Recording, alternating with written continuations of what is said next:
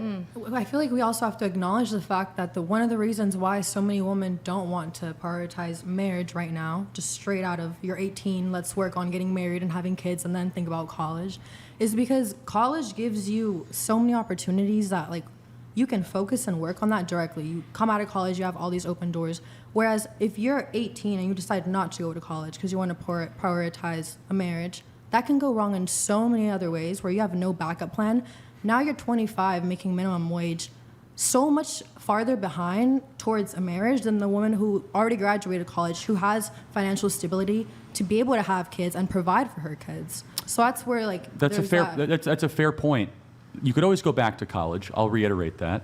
However, that's not the problem in America. The problem right now, as it is, because the problem you're talking about was the problem in the 1960s, which is what Gloria Steinem said. If my husband left, I would have no way to feed myself. That was the core essence of her critique. Like, if my husband left, I would be having to go to get food stamps because I have no skills except being a stay-at-home mom, which, by the way, is like the most important thing ever, being a stay-at-home mom, but that's a separate issue. So, but right now in America, we've gone to the other extreme, which is you could delay it, you can have kids whenever you want, and we have 15 to 20 million single women in the country that have great careers. And I feel like another reason why women right now, it's so hard for them to just prioritize having kids is because if you haven't gone to college, got the education, you don't have a husband who also is very financially stable, who's gonna provide for those kids? You know what I mean? We're in times where it's so iffy. I don't sympathize with that argument as much. First of all, if you get married, by definition, your costs go down because you have two people then paying for rent, right, or for a mortgage. So you can actually consolidate income. But studies actually show men earn more as soon as they get married and have children. Something primal kicks into us where we take a second job, we work extra hours, we figure it out. Men are actually men are super simple, women are very complicated. Men, as long as we feel appreciated, we feel noticed, and we feel special, and we see our role and our purpose, we will go to the ends of the earth to feed our family. We'll figure it out. And I think we're underselling American men. We say, oh, I wait until I'm 27 or 28. That's fine, but look at the cost of that. And the cost is, right now, just as we're clear, we are on pace 10 years out from now, we're gonna have 20 million 40-something women that never got married or have kids, but they have big apartments and they go on lots of vacations.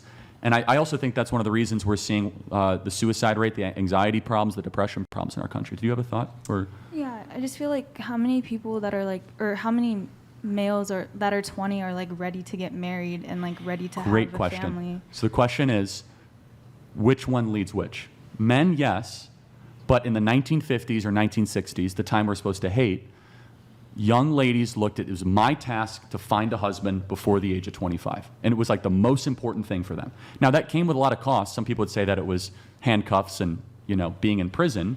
But if young ladies, first and foremost, no offense to my two Australian friends, got off of OnlyFans and stopped, posting naked pictures of themselves online and made themselves harder to get, men would step up to the plate. One of the reasons why men are grown infants is because women are so easy to get right now in America. There's no desire, there's no hunt, there's no search. So you can be a grown infant, you can get sex. When it used to be in 1950s, women would be like, I'm not giving myself over to you. You're a man-child.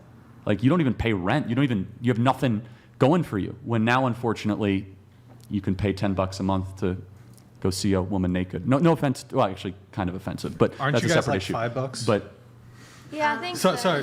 but I'm saying that. That's okay. But to my OnlyFans friends here, do you think that?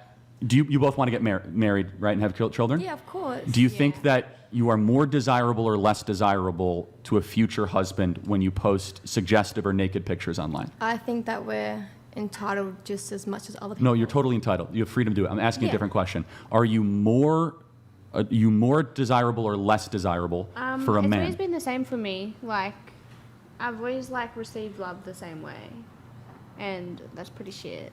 Like, I didn't really receive it. They all looked at me the same from the beginning. How do you know how men look at you? Because when I talk to them, I usually fall head over heels for them, and they all view me the same way. So whether or not I'm doing OnlyFans and selling my body, or not doing OnlyFans and selling my body, I'm still looked at the same way. They still think that of me. Yeah, you don't know the male mind very well. But they've already told me themselves. And men are really good liars. Do you know that? True. Then how could you know they're telling the truth? I don't know. I just take their word for it. You just said they're good liars. Well, I don't know. I'd say a lot of the guys that I know are more, I guess, the higher value type guys. And there's they actually- don't take OnlyFans girls seriously. No, yeah, and just- they Yeah, will never but look at them for marriage. some people actually do want exactly OnlyFans right. women and want to marry OnlyFans women and have kids with OnlyFans women.